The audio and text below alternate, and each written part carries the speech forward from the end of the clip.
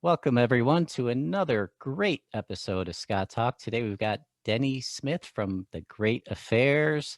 They're a great band out of Tennessee, Nashville, Tennessee, that is. And they put out a new record in October 2020, and it's called Everybody Moves, Nobody Gets Hurt. And Denny was just flashing the CD there, but let's welcome him in. Hey, Denny, what's going on, man? How you doing, man? Doing great. Welcome back. Yeah. So we Denny and I just had about a half hour interview here, and it was going great, and yours truly forgot to hit the record button. So we We are made the exact same answers we are on this one.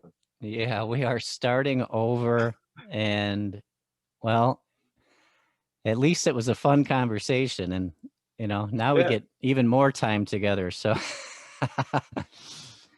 oh boy. So Nashville, Tennessee is where you're from. Yes, sir. And we talked a little bit about the music scene and stuff out there, and what it's kind of like living out there. Can we kind of go through some of that again? Yeah, man. It's I mean, when I moved here in '03, it was a little more barren. There weren't a lot of so I lived here in '94. I guess we didn't talk about that, but I lived here in '94 for a year. It was my first effort. I played in a band in Central Illinois called Fox, and of the five guys in that band, three of us or four of us really, one of us came around to it later on, but three of us wanted to, we thought we were going to chase it. We thought, we're going to go somewhere and make it, we're going to take our, because there wasn't a lot of acceptance for original music in Central Illinois at that point. And we didn't want to move to Chicago because it was cold. And our bass player, Jeff, had lived in Nashville already, and he had turned us on to all these cool bands that he had seen. So he talked us into moving down here, which we did. And we had a band called 17 Days, and it lasted about 17 days. We played one show, and the drummer quit. But we'll circle back around to him later on because he ended up playing on some records for me just recently. He's still kicking around doing stuff down here. But anyway, and I moved back to Central Illinois and joined a band there. And then in '03, this is a lot longer story than it needs to be, ended up back here again. Same thing. A friend said, "Hey, I got this band. I think you should come down and jam with these guys." And oddly enough, the drummer of said band was in the band that my bass player was a huge fan of back in '94. That he said, "You got to see these guys. They're amazing." So I was already a fan of this dude. So we ended up back here, and I love it, but it was really slow going at first because there were only about, I mean, there probably were more, but there were only a handful of hard rock bands playing around town. And it varied. There was a really great band called Luna Halo that they had an album out on Rick Rubin's label.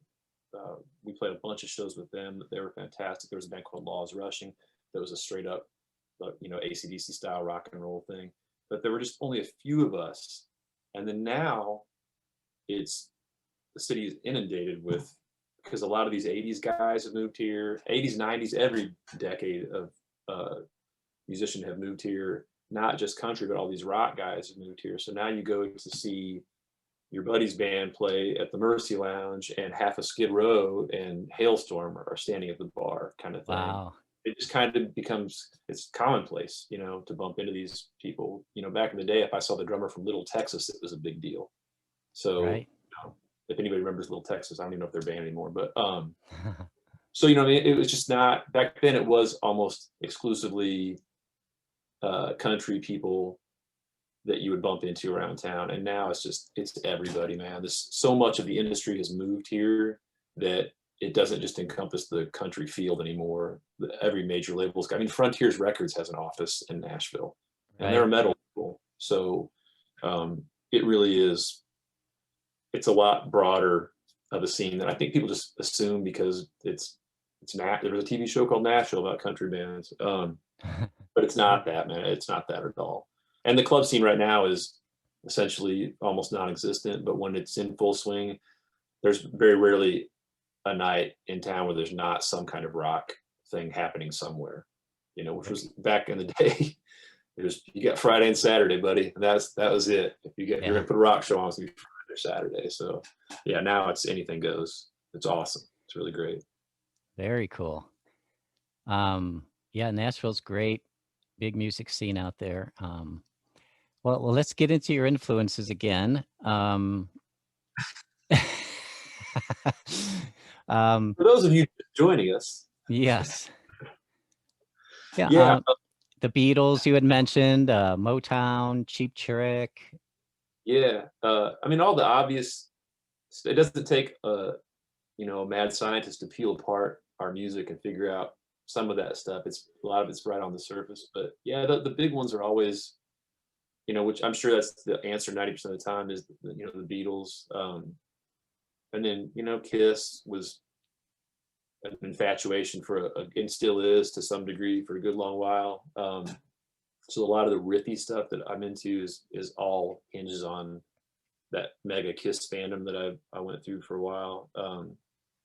And then more obscure stuff. I was into Big Star. I love Jellyfish. Cheap Trick is, that I have this kind of cycling top 5 thing that I never can quite put a number 1 in. I have a real hard time number 1. But they sit there probably 75% of the time. Would be Cheap Trick. I love Tom Petty and the Heartbreakers. Enough's Enough, massive Enough's Enough fan to the point of geekdom. I mean, as a fellow fan, I can see in the background there. I mean, that's a that was a tough sell for some people because they just only remember those first 2 videos a lot of the time, and it's like, man, they've got like 1 million albums out here. And every one of them is fantastic. So I'm just one of those. Maybe it's not because I'm a loyalist. I really legitimately like that stuff. And growing up in Central Illinois, I have seen them everywhere. I mean, I played tons of shows with them too, but I mean, I've seen them at every club in the Chicagoland area, probably a time or 2 at least. I've seen them every time they played in Central Illinois. I've seen them. I played with them in Memphis, Tennessee. I've seen them in Iowa. I was like I said, a total geek, man. I followed them around. They used my house as a dressing room one time. So I've got a really great picture of Connie huffing whipped cream out of my refrigerator. So they were a massive influence.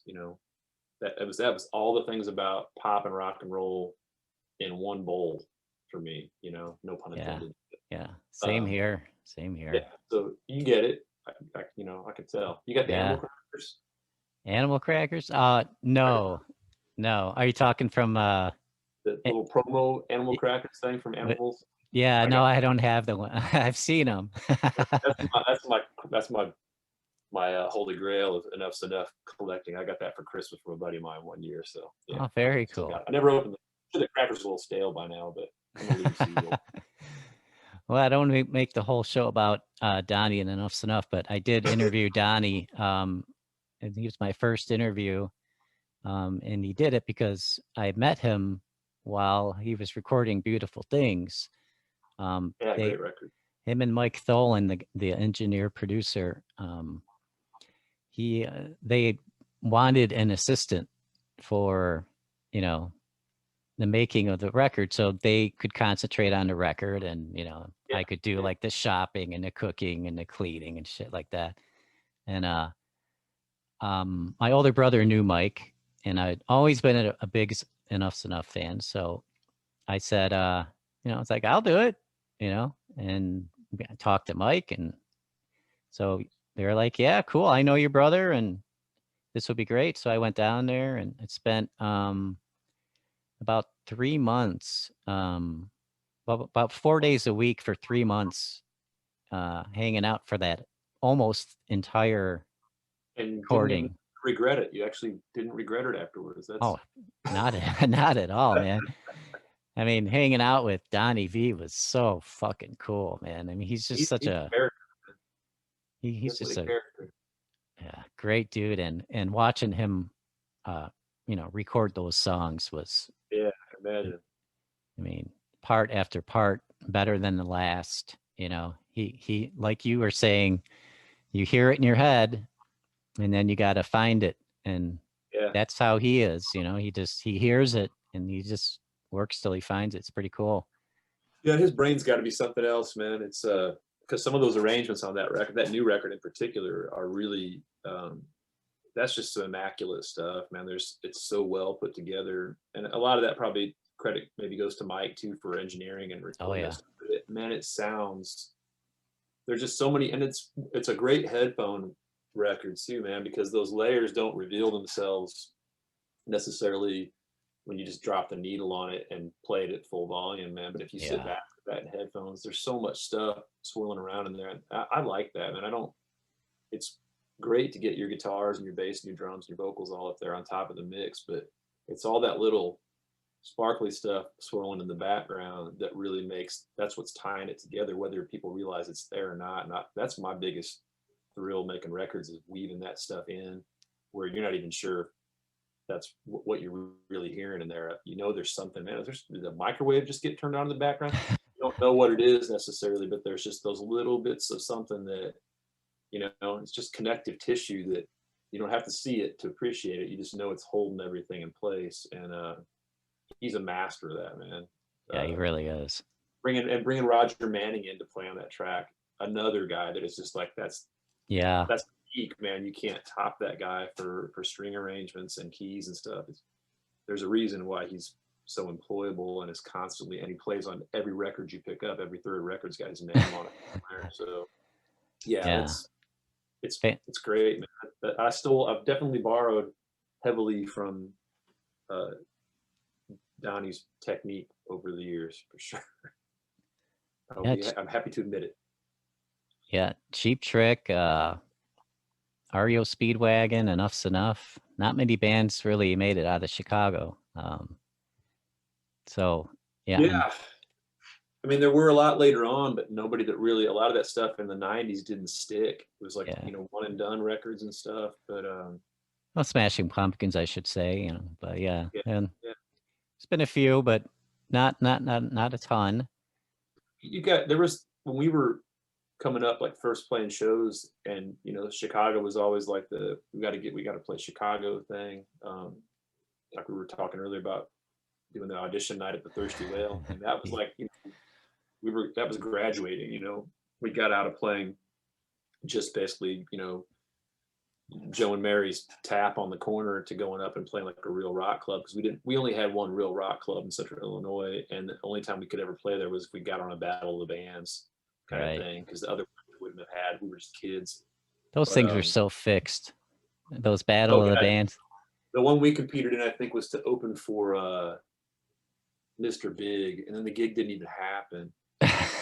I just remember, I totally forgot about this until now. When we did that, I had just bought my first high dollar Ibanez custom guitar, and I remember I got it, and it was just from day one, such an albatross, man. 'Cause I got it and I put strap lock buttons on it, and I was rocking out in my basement with it, and I didn't put them in right, and it broke the horn. It like, but no. So I had to like put putty in there and fix it, and then I took that guitar. I bought it because I wanted something. I was playing like a $300 Kramer up until that point. So we go play this Battle of the Bands, and I've got my fancy new guitar. I break a string in the first song. First song. So I'm back to luckily I had my $300 Kramer, which I still have, is hanging on the wall behind me up here. But nice. So maybe I should have put more faith in that since it's still kicking. But yeah, and I thought, well, I wanted to play Ibanez, man. Paul Gilbert played Ibanez. I was trying to win this thing. And in retrospect, I'm glad there's no video of it, because I'm sure we sucked. We're probably terrible, but that was the only way we could get in those venues, though. You know, we couldn't. You know, and then you had the Thirsty Whale. They had the teen part of the night, so they would let you go play. You didn't have to be, 21 to get in there. So those were our options. So yeah, I remember I was in it was mid 90s. We were not a grunge band, but we had a lot of similarities to like a Soundgarden, because our singer was really, really good and the guitarist was phenomenal. My brother was a drummer, phenomenal. I was the weak link at bass. But first song in, I forget where we were playing. I think it was called like Toto's or something like that. Toto's. Yeah, Yeah, I've been like to Toto's. way back Yeah. in the day. I saw Joker play at Toto's. Yeah, did you? Oh wow. Yeah, yeah. That's crazy. Totally forgot that name. Anyway, I'm sorry. Go ahead. Go ahead. Yeah, no. First song halfway through. I'm a bass player, right? I just changed my strings like 2 days before the show. I snapped my low E string in the first song because I was, finger picking out, and my band members are always like, be as aggressive as you can be on the bass. So I was just, I don't know, something about that night. I was just really pounded and snap, low E goes, and I'm like, oh fuck. So, I was trying to cover up the rest of the song. Yeah, Luckily, the one I string you're going to use the most is gone. Yeah. yeah, I mean, I could get by with any other string but that one, Yeah. right? Yeah. And I had no backup bass, and Of course. so I would have had to change a string. Luckily, I had a friend in the crowd that saw me snap the bass string, just happened to have his bass in his car, ran out and got it and brought it to me by the time, the next song starts. So all I had to do was tune it. But yeah, I remember that was just crazy. I was just thinking the whole song, like, what am I going to do the rest of the show? Well, don't feel too bad, man, because we played a show. We played, and the band I was in from '99 to '02, '03. We had scored big management and stuff, and so we were getting on all these support slots for bigger bands, Buck Cherry and that Union, John Corabi's band. We did some shows with them, and we did some shows with Warrant, and we did one Nice. show in particular in Sauget, Illinois. The place is called Pops. It's a big giant venue, and it was sold out. I mean, it was packed, and we were direct support. So a band played before us, and it was one of those things we had, our back lines kind of all sandwiched in there and stuff. Really quick throw and go sound check, and our bass player, we're doing the big rock and roll intro thing, and our bass player spins around on the first downbeat, and I didn't even know what happened because the stage was so wide. I just saw him on the floor. I didn't know what was going on, but he clipped the mic stand with his headstock, and he was playing a Les Paul bass, and it clipped the mic stand, and the cable got tied up. It knocked him, like it just threw his footing off, and he backpedaled, and there were two Ampeg SPTs. Oh. He bounced. I have this on video. It's fantastic. He bounced off of these things, and to the point where the two heads are like rattling on the top of the cabinets, like they're going to come over, and pops back up. But when his headstock hit that thing, it knocked his bass, grossly out of tune. And he is just playing away, like, trying to act like it didn't happen. He got up quick. He was like a weeble. Man, he popped right back up off the ground. But it split his hand open on the side because it dragged down the bridge of his bass. Oh my And God. he luckily had a backup bass, and our roadie guy for the night swapped him out. But that you're playing through a concert PA, man. It was so loud. His bass out of tune was the loudest, of course, the loudest thing in the mix. So it's just like 4 minutes of what just happened. And, you know what I mean? It was utter chaos, and I didn't know what happened. I had no idea until after the show. And I remember we went back to the hotel, and my bass player, my drummer, he was so bummed out. They went out to like a Steak and Shake or something, and my singer and I sat there, and we plugged the camcorder into the TV at the hotel and just watched that over and could not stop laughing. Just watching that little loop. Now I feel bad because I love Brian. He's a great guy, and we're still friends. But hopefully he'll never see this. I won't tell him this exists. But yeah, we probably spent an hour watching that 20 seconds just Right. Have you ever seen have you ever seen the guys on YouTube that like try to do the ZZ Top, throw the guitar over the shoulder, and it ends up like, 50 feet back?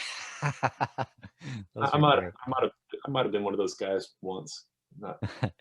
I did have a buddy that took his brand new, had just bought, I can't remember what it was. It was a Kramer or something, a Voyage or something, and took it off and right into the ceiling fan, right when he bought it, and took a giant chunk out of the headstock. So yeah, those strap locks, man, they give you a false sense of security. I fell prey to that once, and I've had more than one pair of those break on me during shows. We did a showcase for I want to say DreamWorks Records at the Viper Room. It's a big deal, and our management brought all these people out, and I had a Strat and a Telecaster, and the Strat was my main guitar, and the Tele was only there for like 2 songs. And in the very first song with the Telecaster, the Strat button busted out, like out of the wood, all the way out of the wood, and I couldn't. There was no putting it down. I couldn't trade, so I had to do that pretend like my Strat's still working thing for like 3 Yeah. minutes. I mean, it was like I'm within the first 10 seconds of the song. Had to just kind of play through it and try and sing back up. It was a nightmare. It's embarrassing. I'm thinking, no, surely nobody sees this, but they all saw it. I mean, it fell. I just happened to catch it on the way down, kind of thing. Yeah. Yeah, those are. I mean, these things happen. Yeah, I've even seen Paul McCartney fall off the stage, you know. So I mean, it happens to people, you know.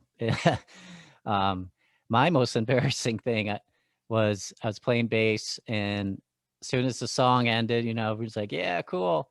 I go to, you know, fix my hair because it's in my face. As soon Yeah. as I put my hands up, the bass just Oh, like it fell off the strap and just bam, hits the ground, huge boom, you know. And I remember thinking like, well, there's really no way to make this look any cooler. So I just kind of stood there for a second and looked at the bass like, oh fuck, you know. And I just picked it up. you should have walked off like you didn't even care. It should have been part of the show. Dude, I've never. Luckily, I don't think there's anybody that I have played with. I'm probably the only one I can think of that has not fallen down in some way, shape. I've stumbled, but I've never actually fallen on stage. Knock on wood. But I did get shocked real bad one night in Jackson, Tennessee. I got a really hard jolt off the microphone, and when our Okay. set was over, I said thank you, and I introduced us as a totally different band. I called us by a totally different band name. It was the band that was playing that had played before us, and I didn't even know I did it. It zapped my brain, and I walked on Wow. stage. Somebody goes, "You know, you just said that. You know, good night. We're such and such," and that's not. I was like, "Oh, no, I don't. I didn't even remember saying anything." But Wow. it shocked me so, like, it's loud enough that it popped, like you heard it pop over the PA kind of thing. And then I Wow. just I didn't know where I was at or who I was for the next 30 seconds or so. And apparently I told the people in attendance that we were Caprice and they had played earlier. So yeah. Well, that's fucked up. I mean, you could have seriously got hurt. Yeah, and I mean, I've been zapped plenty of times, man. That's a common thing to play a club with funky power or your pedal board's got some Huh. kind of funky thing around to it. But this was like a full on like I hadn't apparently I hadn't my lips had not touched the microphone up until that point, which usually in a club I try to not let them You're right. touch the microphone. But I just got that much too close, and man, dude, I mean, if there were not sparks flying, it sure felt like there were, and it was completely discombobulating. I'm certainly normally in enough control of my faculties that I know what band I'm in, so it had a Right. pretty good amount of voltage. And I've been electrocuted before. I took a 220. I unplugged a dryer one time and the plug wouldn't come out. We had a dryer where the heat sensor wouldn't work when I was a kid. And I remember my mom, I was going to Little League, and my mom said, make sure you don't leave the dryer running when you go to baseball. So the only way to turn it off was to pull the little thing out of the wall. And when you could open the door, but to make sure it was safe, she wanted to unplug. So I pulled the thing out of the wall and it wouldn't come all the way out. And I reached to do it, and I reached too far around and I Oh. touched it. And man, I can still feel that in my shoulder right now. And I was probably 12 when it happened, but I could not. My arm was just like swinging for the rest of the day. I had no. I was useless at the game. I couldn't throw a ball. It was something else, man. That was absolutely like no other feeling you could possibly imagine. So yeah, taking the voltage directly to the face was not a treat either. I've got Yeah. an electrocution or not an electrocution, a story for you where I got electrocuted. And then we'll get back into music. So, my first son Chase was, you know, 2.5 years old, whatever. I was Yeah. at my wife's mother's house, and They had a basement, and halfway down the basement was a light bulb with a pull string, and the light bulb was smashed. There were little pieces and stuff in there I had to get out. So I tell my wife, I say, keep Chase away from the light switch because I'm going to be in there. Okay. With my hands. So 2 minutes later, I'm in, do. All of a sudden, I'm like, God damn it. What the fuck? It practically knocked me off my feet, and then I see my son there standing at the light switch. And I'm like, oh my God, you had one job, lady. One job.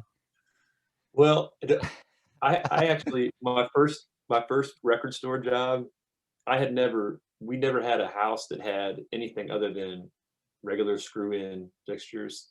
We never had fluorescent bulbs anywhere, so I never changed one of those. And when I first started working for the record shop, our area manager, actually the owner of our locations, came, and we had a bunch of those bulbs were out.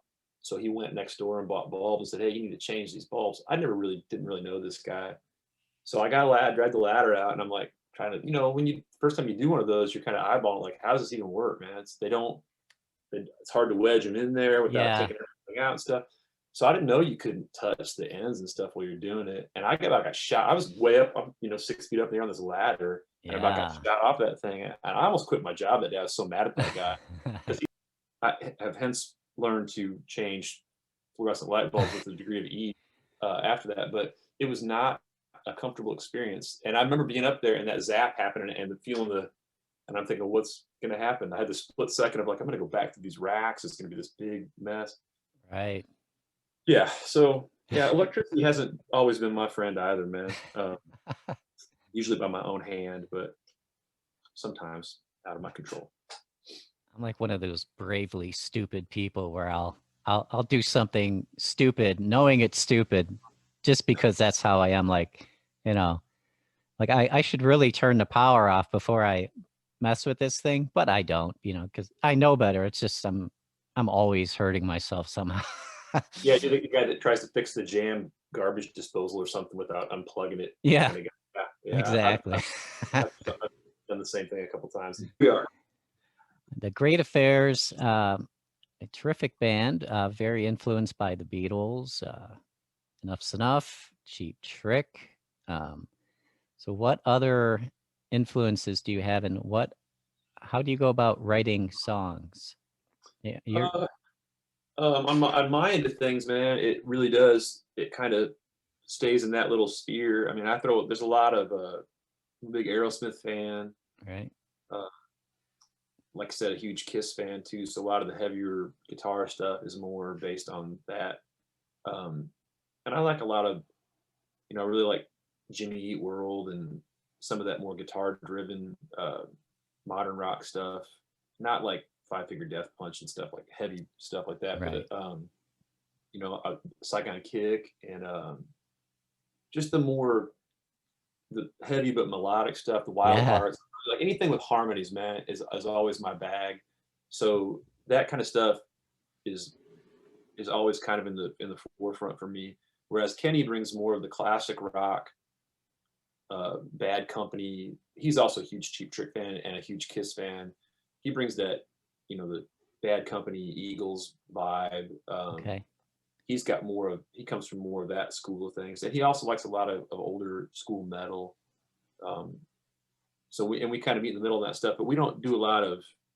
Every once in a while we'll do a co-write, but mostly it's like there's the Kenny stuff and there's the my stuff, and we apply our two sets of skills to each other's, and it becomes a Great Affairs thing.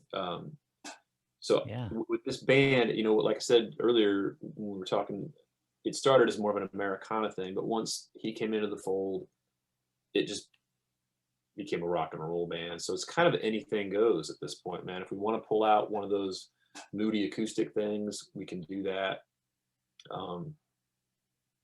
We've got, especially now with the lineup change, we've got a lot of firepower in the vocal department that we didn't have before. So we've got a lot more ability to do some of the harmony stuff that I really like. Yeah, So I we're think pursue talking something. about that. Sorry to interrupt you. We Yeah. were talking about that earlier. All the guys in the band sing, Mhm. and I think we introduced everyone last time. I'm not sure if we did it this Oh time. yeah. So I'll try and do a quick Okay.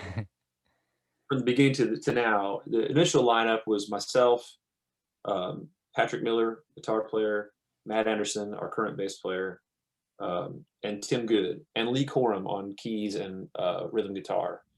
And it was like half of the band former that I was in that became the Great Affairs. And then over time, we had a couple different drummers come in and out. Matt had joined another band while I was off doing other things, and we there was a little bit of inbreeding going on there. And then when this lineup kind of congealed back in 2011, 2012, it was myself, Kenny on vocals and drums, and then Patrick Miller still on guitar. He was there from the beginning, and then Henry Go on bass. And Henry couldn't do a lot of the touring obligations, so Matt came back as soon as he was available, and that was the lineup for a good solid run. And then Corey Rizzani, Rizzo, as everyone calls him, from the Burden Brothers, recently stepped in to replace Pat, and we're still working up the repertoire with him, but it sounds fantastic. I think I mentioned earlier, I'm waiting for my in-ear monitor system to be delivered Yeah. today, because it's gotten to be a battle of the wills with volume, and I'm trying to preserve my remaining voice by not having to scream over it. So we're going on in-ears for the first time, especially with everybody singing. It just makes things easier to get. We don't play to tracks or any of that kind of stuff. This is Right. just strictly for saving our voices and our eardrums. So we're going on ears, and that's been a whole interesting learning curve in and of itself. We're trying to work all these songs up, and it's really cool because with him coming into the band, I'm so used to these same guys playing these songs. I'm having to go back and re-listen to this stuff and re-examine it. And there's parts that were on records that we've never done live that I just didn't realize we were neglecting to do. And he's real meticulous about pulling the arrangements apart. So I had to go back in and pull up sessions and pan out all the guitars. Like, hey man, you're on the right side. This is what you'd be doing. I'm the guy on the left over here, and I'm finding all these things that are in these songs that I don't even remember doing in the studio. They're in there, but they're all tucked in the mix. I just got used to playing some kind of composite guitar part that covered as much ground as I could. You guys It's cool put to go out. back and pull those apart and hear. I'm sorry. Go ahead. No, go ahead. Go ahead. 2018, the album you guys put out, 10 and 2, was Corey on that album, or did he come? No, Corey hasn't played on any of the recorded stuff yet. Okay. All right. He's a new addition. We finished the 2018 record that we did. That came out on Kibble Records. Yeah. And that was the four of us. I think Michael Webb played some keys on that too. We had a few guest players on that, but no, that was the same four guys. And the same four guys completed this most recent record, Everybody Moves, Nobody Gets Hurt. It was just once we got through the process, we were just kind of having there were some disagreements about where the band needed to go. And there were some disagreements while making the record about where the band needed to go. And it just kind of got to be where it's time to make a change kind of thing. And we all agreed on it. And Corey initially just stepped in. He was just going to kind of jam with us and see what it sounded like. And we did the first rehearsal, and we were 2 or 3 songs in. It was like, man, come on. This makes way too much sense to not just keep doing this. And it's been great, man. I really can't wait to go in. And we make a big going in to do like a little EP or something, just so there's something that represents, Right. before we get back to playing a bunch of gigs, because we do have some stuff on the books finally for shows this summer. Oh, good. But before we did, it'd be nice to get some stuff recorded that we could, to show what we've been working on behind the scenes. It's just this weird layoff time is such an odd trying to promote a record with no shows is so foreign to us, you know. Yeah. Podcast things are great, man, because it's the only chances we get to talk about the record, man. You know, that there's nothing, there's just not much else going on, you know. Yeah. Yeah, it's good for me. You know, Oh yeah, I'm sure you probably everybody's dying to chat right now, man. They got sitting around on their hands with nothing to do. yeah, a lot of them are, and a lot of them thank me. You know, it's like, thank you for what you do, and you know, helping us get the word out of the bands and stuff like that. So, No, I it's fantastic, man. do want to mention something we covered before, when I forgot to hit the record button. Was everyone in the band sings. Kenny Wright, the drummer, also sings. Matt Andersen sings, the bass player. Corey Rosani. He's How do you the guitar player. Yeah, lead? yeah, Yeah, lead guitar, and he sings too. So that's very cool that you guys got that like 4-part harmony going if you need it. yeah. It's handy, man, and it's crazy that you don't realize just throwing that one extra voice in there, the difference it can make. Because you know you write these songs, and you know it's the studio, you can do whatever you want, and Yeah, my inclination is to make those vocals sound as thick as I possibly can. I want those choruses to pop, and then you got to go out and recreate that. And we've always been really adamant about, and not that there's anything wrong with it. I played in bands that use them, but um, we've been really adamant about not using tracks live. So we just always kind of try and, if it means somebody's got to jump around and do 2 parts, or you know, we find some way to comp it to where it works. But now it's like, okay, a lot more of these songs have suddenly become possible to recreate, you know,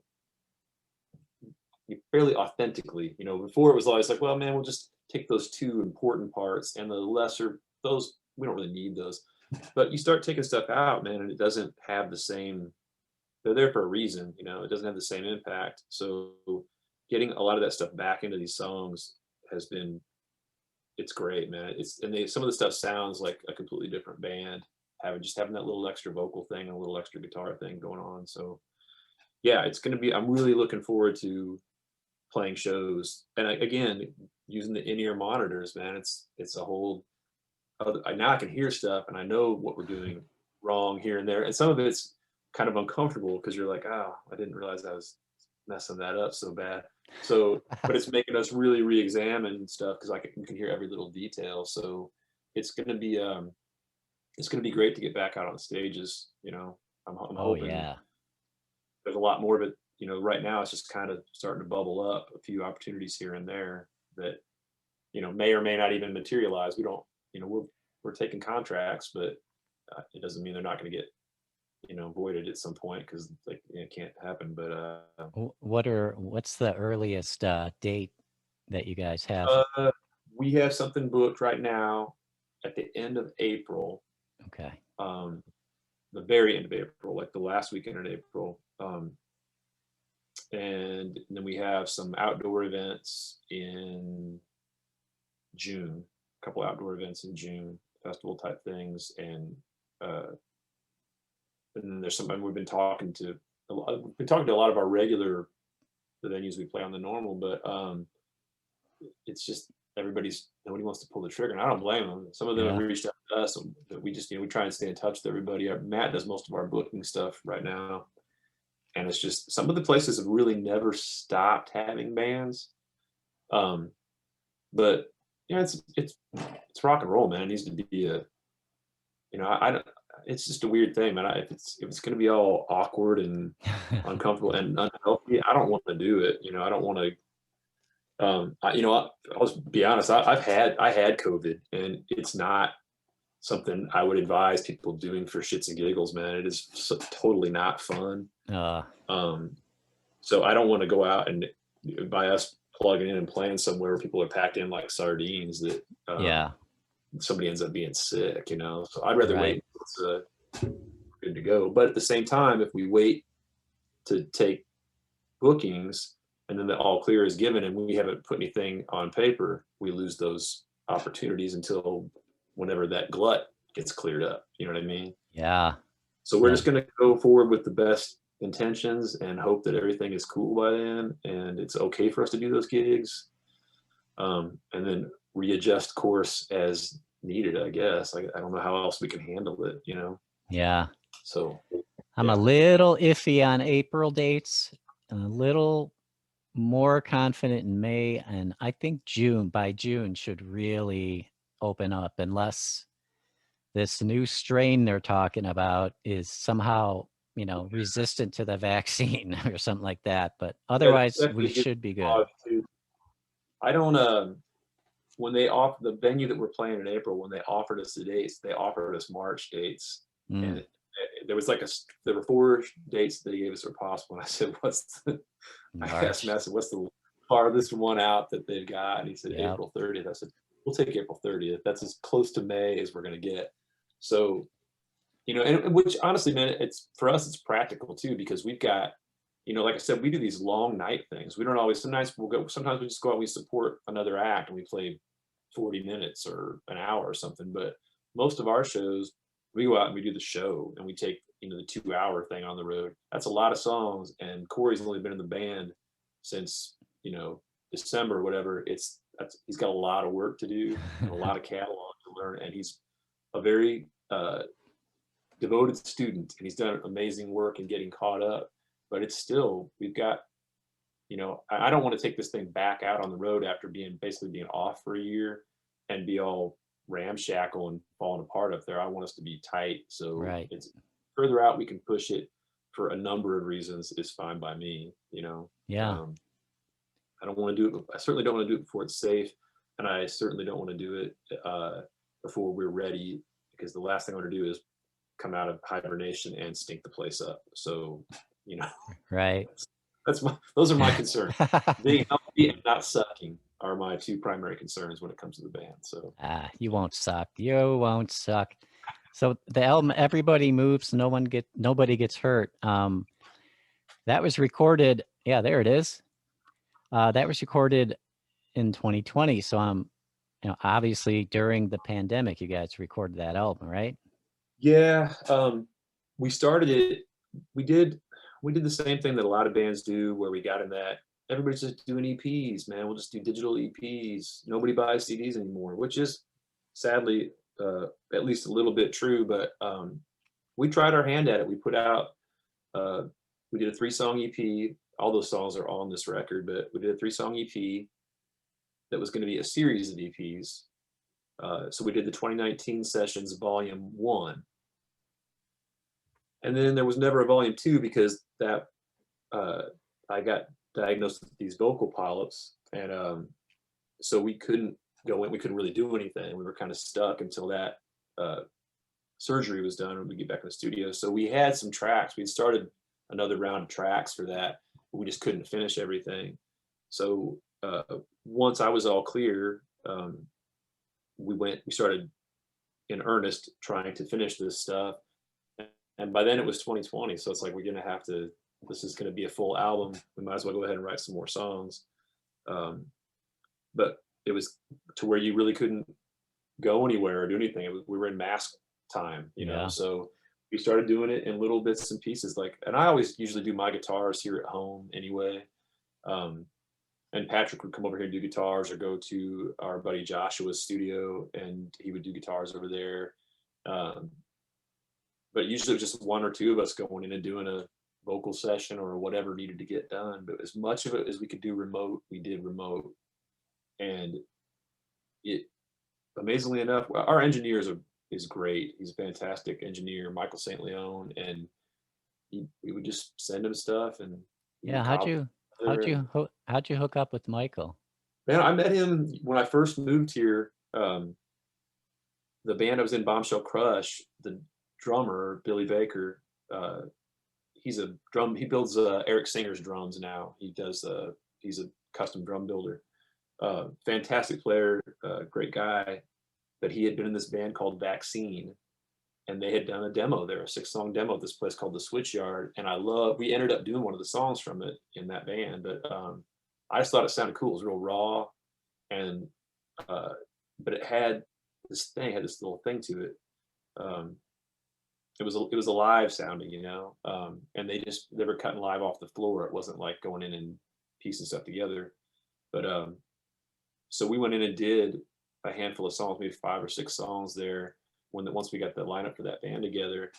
And I've just been working there ever since. I mean, I've worked at other places too, but we've done every single Great Affairs record, at least in part there. We've always done the drums there.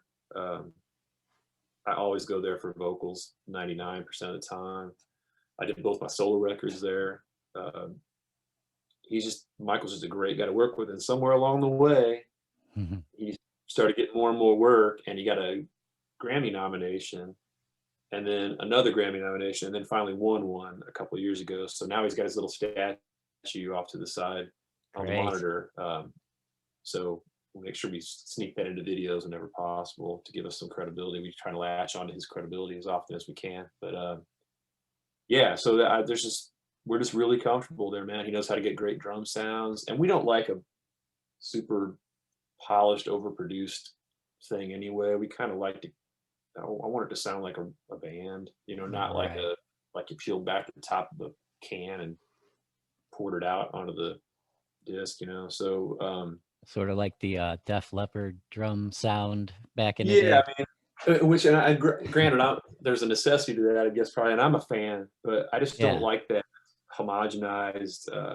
It could be anybody playing guitar, it could be anybody's drums. You know, we always, that's the thing. You listen to this record, there is, I want to say almost 100%. That's live. Those are real drums. There is no, other than the one song we deliberately mess with the drums at the very end. Those are real drum sounds. Those aren't triggers. There's not drum replacement. That is a carefully mic'd drum kit meant to sound as big as possible. That, you know, Kenny brings in the weirdest configurations of drums to get this thing, but they work together and get these sounds. You know, for me, it's a 57 on a Marshall 412. We didn't cut any corners on it. It's just, we like that. We want that raw. I want to hear the warts in there. I don't want that, you know, super chopped up, edited guitar thing. So he's the guy for that. He's really good. I mean, his Grammy was for Buddy Guy, mixing a Buddy Guy record. So he covers the spectrum, but he definitely knows that raw. He's a guitar player too, and he knows that classic rock thing. You know, he knows how to get those tones, and he knows what we're looking for before we know what we're looking for. Usually, it has a really good. He has a great. His demeanor is ideal for us. He knows how to get the best out of us, because I can be a frustrating individual to work with, because I'm often frustrated at myself for not being able to get something the way I want it. You know, he handles that very well, and which is critical to the equation. So yeah, I'm sure it works with all, you know, different personality types, and knows how to work with everyone, you know. Obviously very professional.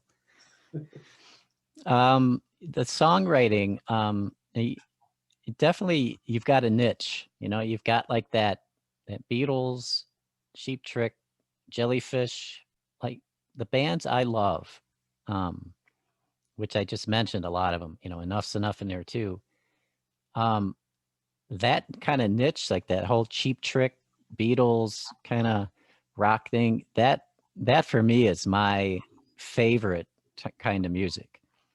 I like all kinds of music. I like some of the heavier stuff too, and but that particular niche, if I was ever gonna, you know, sing and write songs, I would be trying to do pretty much what you are doing, and that's why I was just so taken by your music when I first heard it. I just thought, man, this is great. It's exactly what I need.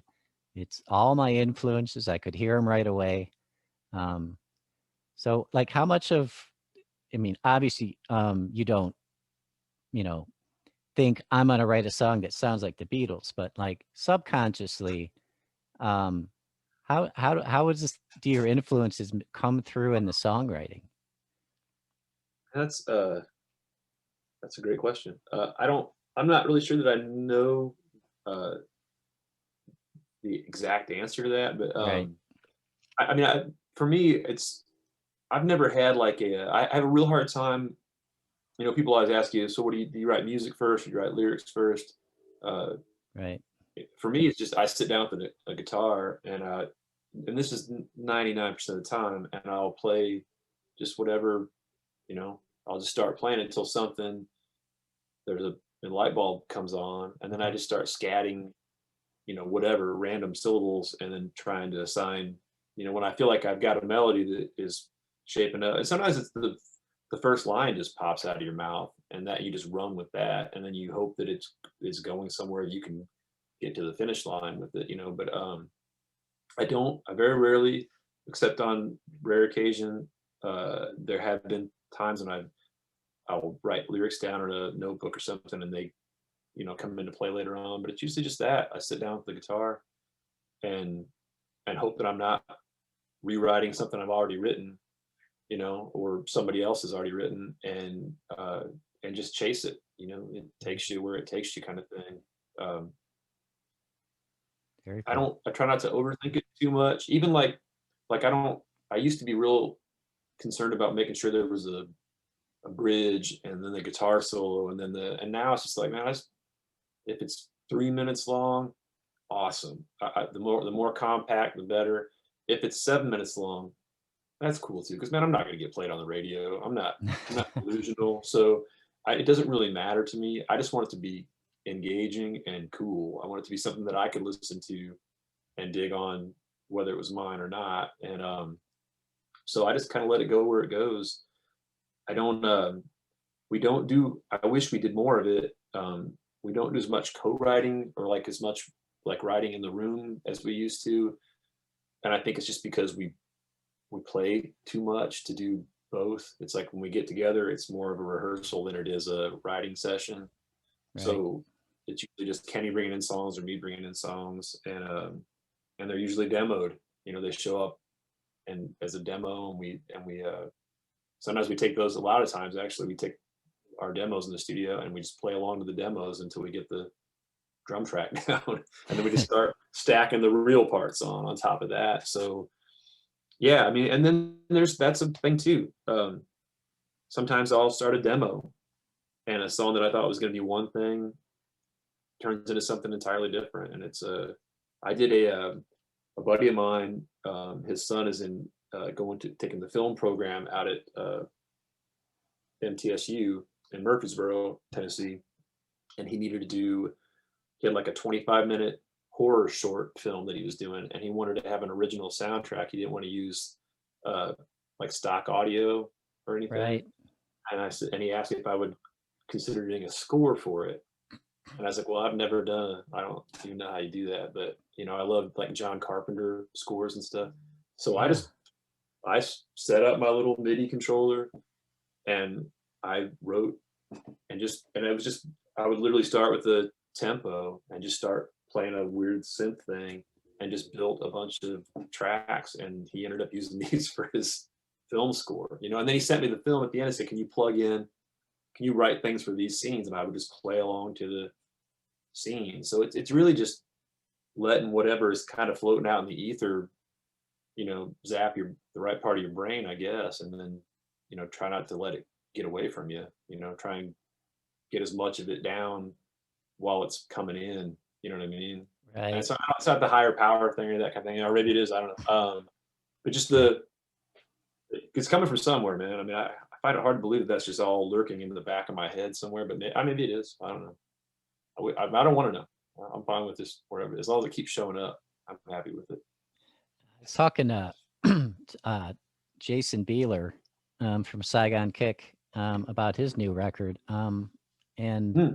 his songwriting process. And he kind of said, like, I just kind of turn off the left side of my brain or whatever. Just kind of, you know, don't really focus on anything, and just kind of whatever comes out, comes out. So, and it sounds like you kind of do the same thing.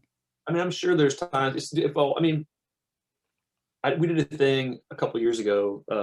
I've got a side project thing that my buddy Joshua Ketchmark, he's another songwriter, engineer guy. He did some work on this record too. He's a great writer and artist in his own right. But we had taken on this project where we were going to write a record for a buddy of ours, and it was going to be more like a Bon Jovi type thing that he wanted to do, but he wanted it to be kind of a country bent. So it's not like, and we just got together like once or twice a week and would just like throw stuff against the wall and try and make. So I have that if I want to. That shelf is in the tool chest where I can sit and do a. So I don't know how sincere the stuff will be, but that said, that project did not come to fruition. But we took 4 songs from it that we both really loved, and we're going to finish them and put them out as our own thing. So, good work can come of that, I guess. Like, you know what I mean? Saying, "Hey, look, man, we need this kind of song today." I mean, Yeah. there's people go to Music Row every day and sit in an office, and that's what they do. Yeah. I personally would not want that. I mean, it would depend on the pay. If the pay was really good, I probably would take it. But I wouldn't want to do it every day for the rest of my life. But I can do that. I like it a lot better when it just shows up on your doorstep when you're not looking for it. Yeah. It's like found money then. It's just like, where did this come from? And especially when it's a really good one and you know it. You don't even have to play it for anybody. You already know. It's like, man, that chorus is tits. Yeah. That is going to blow people away. And when you get one of those, that's, wherever it's, like I said, wherever it's coming from, thank you. It just, keep sending them. I'll take as many as you got. Now, it says you got some music in some films and Fury, Redux. Oh, Redux. It's on Amazon. Redux. At least it was on Amazon. Chasing Darkness, Virgin Pockets, 4 on the Floor, Regarding Jimmy. We're actually in the movie. I have a DVD copy of it. I don't even know if it's available or anything. That 4 on the Floor movie. We're the band that preceded The Great Affairs. We're in it. We're actually the band in the pizza parlor playing behind the high school kids having some conversation. Oh, nice. Which was rough, man, because they shot that while the pizza parlor was closed at like 6 in the morning, and we had played in Knoxville, Tennessee the night before, and like did a total deadhead back at and had to show up there, and I can see it. I got bags, and this was many years ago. I had bags under my eyes, and the close-ups was like, oh, we were so tired. Just to shoot that one little, we're only in it for like 30 seconds probably, but the other ones are all just like little licensing things, and those are nice because they usually involve a check that goes to them, that helps subsidize more recording or whatever it is we need that particular month or week. I'd like to do more of that stuff, man, but it's gotten to be a really crowded marketplace because once people realize you can get paid for giving these songs to film and TV, everybody wanted to get paid for giving these songs to film and TV. Yep. So yeah, I don't pursue it as much as I used to, but yeah, it's nice. I like checks in the mailbox. Yeah. I started a record label about 25 years ago or something like that. Just a Really? independent label, and had like a 25 grand startup. And of course it failed, but looking back on it, if I would have just went into publishing, and Oh God, yeah. publishing is where it's at, so Yeah, there's no lie there, man.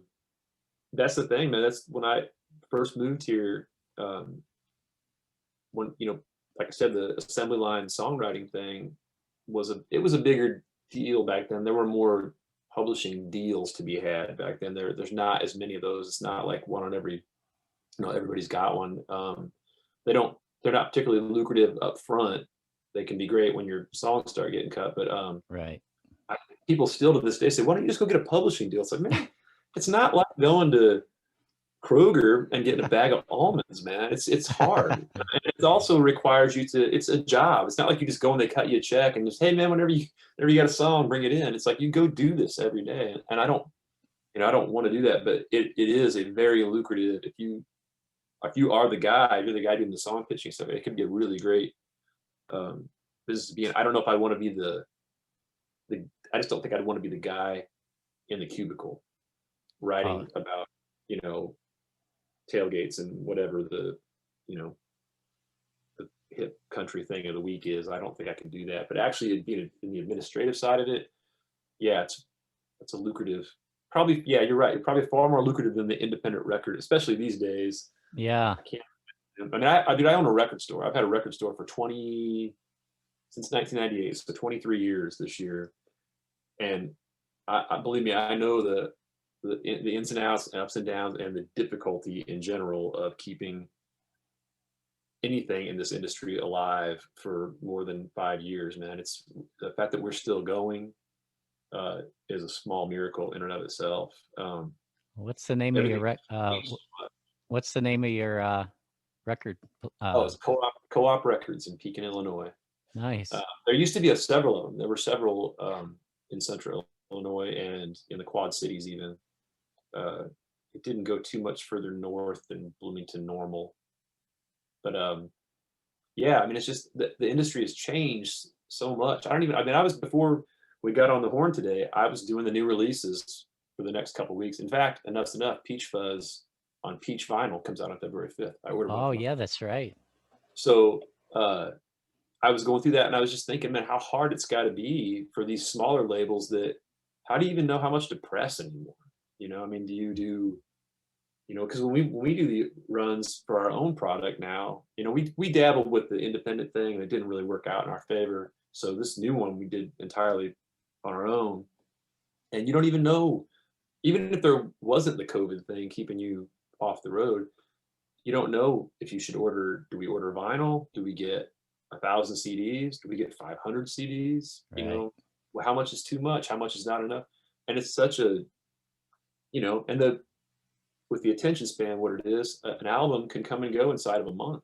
You know, if you Yeah. don't try and keep breathing life into it, you know, we're going, not this coming weekend, the weekend after, we're filming just now, getting around to filming the first video for the album Okay. because we haven't been able to.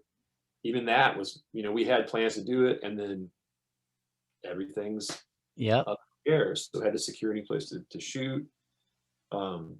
So our goal is to just kind of keep this thing alive, but it's just us, man. I mean, we don't have management, we don't have there's nobody pulling strings for us, and Yeah. it's really tough to know how to do that. You know, I certainly don't know the science of it. So that's why I'm throwing out these lifelines to guys like you and say, hey man, I know we're nobody, but if you want to talk about this record, I'd be happy to talk about this record. You know, Uh, anything to keep it out there in the public eye, you know, at any level is good for us, I think. So, you're not nobody, man. Trust me. Trust me. well, I don't know. I mean, they know me in my house at this address. Everybody knows me. I can wander the Walmart unaccosted. That's for sure. The songwriting and the tunes is what sets you apart, man. Oh, You thank got you. very good songs. The band name, Great Affair, the Great Affairs. How'd you come up with that? I don't remember exactly. I remember the words coming to me, and then I thought that could be great for merchandising because there's so many, you know, historically speaking. I mean, all the way down to Bert and Ernie. You know, there's all kinds of crazy affairs you can. So the first stickers we had were Hepburn and Tracy were in profile where that was the first one. And Oh, nice. so we had to move up to a more obvious one and have JFK and Marilyn Monroe. People caught on to that a little bit more. So we just started doing those as that was always attached to it. And it just became a thing that, I mean, and affairs will go on till the end of time. So we're never going to run out of material. There will always be somebody doing something they're not supposed to do and getting caught. So it just seemed like no one was using it. And I thought maybe we might be able to leverage the marketability a little bit more than the name Former. I thought Former's that was only a stopgap name because it stuck because we had to do a Bombshell Crush had broken up, but we still had a show on the books, this acoustic thing, and it said formerly of Bombshell or former members of Bombshell Crush, and we just chopped the of Bombshell Crush off and just stuck with former and messed with the logo and stuff, and then we just got kind of saddled with it. And I'm glad that the Great Affairs, I think, has a little more sticking power than Yeah. Former does, and easily more searchable on Google or whatever your preferred search engine is. Yeah, But you yeah, there's guys, no, you, no you hidden got, meaning behind it or anything. So you guys come up in Google. You just put the Great Affairs, and it'd be like Great Affairs Band, Great Affairs Band. You come up really 10 quick. years, 10 years of flogging ourselves up and down the road, it has paid off now, and we do have some. It's good to see. Every once in a while I'll do a search for this to see if any new reviews of the album have popped up, and it's cool when it's multiple pages. You can just keep scrolling through pages. Like, okay, well, maybe all these emails are not a waste of time after all this stuff is actually getting into people's heads and ears. So yeah, it's cool. What song are you thinking of making a video for? We're shooting one for "I'm All Right," the opening track on the record, and then Great. I think we're going to do one for Livia. And the guy that's doing this video messaged me day before yesterday and said he has ideas for 2 other songs off the record that might be cool to shoot. So we're going to start with this one. And like I said, if we just keep throwing a little coal on the fire, and then then obviously get it back on the road and out to some people that aren't discovering us online, just to keep this thing alive. Well, if we even did a short run of just to see how it would sound, and we might be getting them this week. We did a short vinyl run just for ourselves, had some master copies made. So if it Great. keeps going the way it's going, we might do a vinyl pressing too, and have that. So, but it's just so hard to predict, especially, product in general right now. I don't know how much I made a solo album at the end of 2019, planning to go out and do all these shows. All of my merch has 2020 on it, my shirts, Right. everything. And it's like, I have a suitcase. I only did a little bit because I thought, well, I'll do a handful of acoustic solo shows. That's no big deal. I have still the same handful of merch in that suitcase. It's only been out twice for shows. Yeah. So I'm just looking forward to getting out and having an excuse to shill the stuff, Yeah, 2019, you put out a solo record called From the Dark, so people can look Yeah. that up. Yeah, so tell me about you played with a lot of bands, lots of big name bands. Tell me about some of your favorite ones. The obvious ones are the guys we played with, that we have a recurring thing with, like we've done a lot of shows with Great White. We've done some shows with the Tom Kiefer band. Those guys are friends of ours. So that's always fun. And it's always, I love the support shows, man, because the pressure is off of you. All you have to do is be good, really. The crowd is already there. You're not in charge of supplying that. You just got to show up. And it's usually one of those, it's always a nice stage. And as long as you play nice and are respectful, you're treated well, generally, most of the time. Unless you play with Corey Feldman, in which case you're treated like. Anyway, so yeah, but there's a lot. We've had so many good shows. A lot of these really cool festival type things where we've been on bills with bands that, when we were kids, were our heroes and stuff. And so anytime one of those comes around, it's always a blast to get on it. It doesn't matter if we play the doors are being unlocked, man. I don't care. It's just to get to be on that bill. So yeah, we've had very few bad experiences, man. It's almost always, like I said, as long as you're cool and you show up and do the job like you're supposed to be there, and not some green kid that doesn't get it, they tend to treat you well. A show with Corey Feldman a couple years ago that was just, from the top down, the biggest cluster I've ever participated in. I've never seen anything like it. And it was one of those ones where you're just like, it just kept unfolding, man. It's like a Stephen King book. It's like, how many chapters does this thing have, man? It's like, surely we're going to wrap this up soon. And it just kept, one more stupid thing after another kept happening, to the point of, after a whole day of being yanked around, we had a good show. Our show was, our part of the night was fine. It was great. But this thing went on until, like, 2, 3 in the morning. And by the time his band took the stage, they discovered they had misplaced their hi-hats, not just the hi-hat cymbals, but the stand itself. They did not have that. And Jeez. what they had done is the band that was supposed to be their direct support, they made them play after them. So, but they had the gall to ask that band if they could borrow, and the guy straight up told them. So we'd already loaded our gear out, mind you, in the rain, because they wanted all our stuff out of the way. So we're out there in pouring down rain, not the most kind weather, and I had driven probably a good quarter mile down the road and parked the van and trailer and walked back. And now they wanted us to walk back to our trailer, open the trailer up, and climb through it. Now, luckily, Kenny's a pretty spry guy, and he was able to crawl through over all of our gear and fish out his cymbal case and get his hardware case open. And then we had to hook that stuff back to them.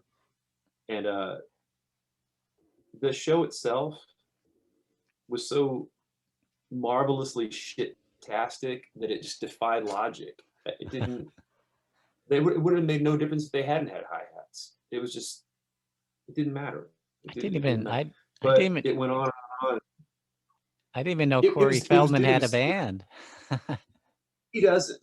He has a bunch of girls that own instruments, and it was terrible. And they were in little angel outfits. That part was awesome to watch, but there was not even a nugget of musical ability to be had up there. And it was just really, but it was sold out, man. I mean, it was packed, and there were all these like diehard fans that were there, not because of his music, because of his films and stuff. They just wanted to get stuff signed. He treated those people like crap too. I didn't even get into the run up to the actual, getting to the venue. That was a whole other thing. And they were hours and hours late, and they left those people standing out in the rain. And that's like a guilt by association thing. When you're there, it's like, we don't have any control over this. We were here early. We came all the way from like Columbus, Ohio, and drove in for another gig and still managed to make it there. It was just one of those ones where you're like, this is how not to do it.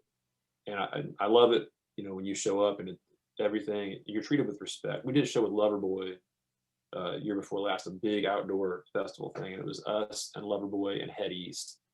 And the people there couldn't have been nicer to us, man. We were nobody on that bill, but we got the full treatment, and they found us, gave us a dressing room and everything. We were paid well. You get those, and then you get the Corey Feldmans. Yeah. It's that Loverboy, who have sold millions of records, couldn't have been nicer. Yeah. There was no attitude. Head East, no attitude. The Kiefer Band, no attitude. All those guys, Jack Russell, super nice guy. Corey Feldman, asshole. Just an asshole. It's just like, okay, I don't get it. It's just not commensurate. These things do not align. They don't make sense. But I can only imagine how bad, if he wrote those himself, the songs must have been. But well, you haven't seen that until you've heard him play drums. He got behind the drums for a song. Oh, no. Yeah, that was Why Don't We Do It in the Road? And it was, man. The Beatles song? He did the Beatles song? He did. He did it. He did it today. He straight wiped his ass with it. But just like he did almost all the stuff. But it was just crazy because, God bless him, man. The promoter made a fistful of cash, and Corey too, I guess. But it was just, I just felt bad. I mean, I didn't feel bad taking our pay because we did our job. But I can't imagine showing up and that's what you deliver that's your product. That's what you're going to give these people, and then make people stand outside because he didn't want them in there while he was sound checking. He didn't even touch a microphone really. He just did a little moonwalk, and they put their stuff up, and it was just everything about it was just bad. It was a total amateur hour kind of thing, and those are always a drag. But 9 times out of 10, people are cool. They know they're good. They're securing it. You're just a support act, man. As long as you don't come in and try and run roughshod over them or something and, demand a bunch of crap. We just show up and do our job and try and make some fans, That's the goal, is to bogart a few fans while you're there, Yeah. So, we just want to play. That's crazy. A crazy story. We were talking earlier about, how do you know how many CDs to make, and do you do vinyl and all that? I my own personal opinion on that is I wouldn't make a ton of CDs. I'd keep the CDs on the lower end, release the singles through the streaming, and then I would really think about doing vinyl, a limited run of vinyl, because Yeah, I wish it wasn't so cost prohibitive, man. That's the yeah, tough thing, and the turnaround is so long on it to is it? get.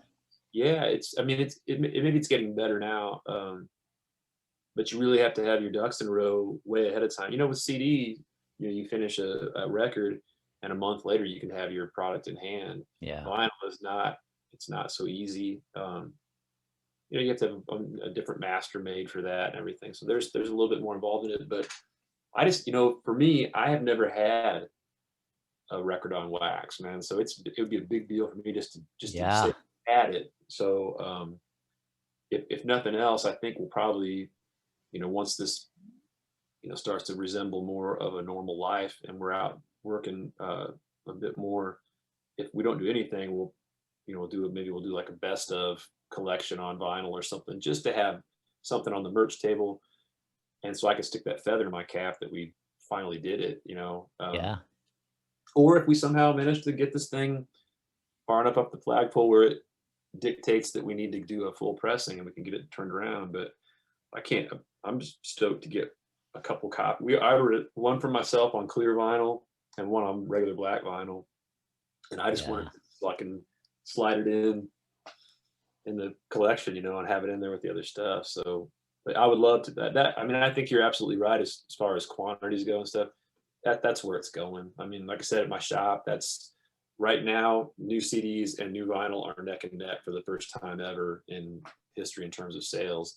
And Yeah. granted, they're not the greatest numbers yet, but the fact that that's even a thing is remarkable. So, man, 20 years ago, I would have laughed my ass off if you told me that was going to be going back to that. But Yeah. I would have said the same thing about cassettes, and now I see people selling cassettes again. So That I don't understand. Why I don't want to deal with a cassette is beyond me. so I have to confess, I told two people this in the last week. So, are you a Badlands fan? Were you into Badlands Yeah. at all? Yeah. Okay. So I love Jakey Lee, but Yeah. I hated that second Badlands record when it came out. Like, I did nothing but smack talk that album. I was so mad. I was so disappointed. But the other day, for some reason, I was digging through something in my basement, and I found my copy of that Doo Doo Highway record on cassette. And I was like, man, I'm just going to give this a spin just for the hell of it. And I put it in. Man, that's a great record. I don't know what I was thinking. Like, maybe it took me 20 some years to realize it, but and I listened to that. I still have a working cassette deck up here, and man, I probably flipped that thing over 15, 20 times now and listened to it from beginning to end. And I actually had to tell a couple people that I know have heard me talk shit about that record, that it's actually good. So if Jakey Lee, if you're watching this, I was wrong. I'm so sorry. That is in fact. I take back every bad thing I ever said about it. But cassettes, not so much. No, it's understandable because a lot of bands during that time, it's because of the grunge and everything that came out afterwards. Well, actually, Badlands was before the grunge, right? Yeah, it was before the grunge. Yeah, I mean, they were right on the cusp of that. Cusp. The late '80s or early '90s. That was probably, that might have been a '90s record. That was a '90s record, probably. Yeah. I think, or thereabouts, right about. I mean, I guess I could grab it and tell you, but yeah, because they didn't. I honestly don't even remember the second album. I just remember the first one. Well, I love that. That's the thing, man. I love that record, man. I remember getting that for my birthday that year and just I was floored by that, and I've worn that thing out. But when that second one came out, I loved the single, the last time. I thought that was a great song, so I was stoked to get it. And then the rest of it, I was like, this sucks. I hated it. But you know what? I had the same reaction to Cinderella's Heartbreak Station when it first came out, and now I love that record. So maybe I was not quite ready to accept blues rock into my soul at that point. I don't know, but I really dumped on those records when they came out, and now I'm totally having to walk it all back because I don't know. Maybe I need to open up my cassette vault in the basement and see what else I've got down there that I threw away after one listen that is still in like condition. I've spoken ill of for the last 25 years. I don't know. And it happens. There are records that I'll listen to now that I would not have touched 20 years ago. Yeah. You know? Oh, yeah. I got plenty of those. Denny Smith, The Great Affairs, Everybody Moves, Nobody Gets Hurt. Let's see that CD again. It's an awesome CD. It came out October 20th, October 2020. www.thegreataffairs.com. You got any other websites you want to throw No, all the notes? usual suspects, man. Instagram, Twitter. It's all just the Great Affairs afterwards. Okay. So yeah, that's us.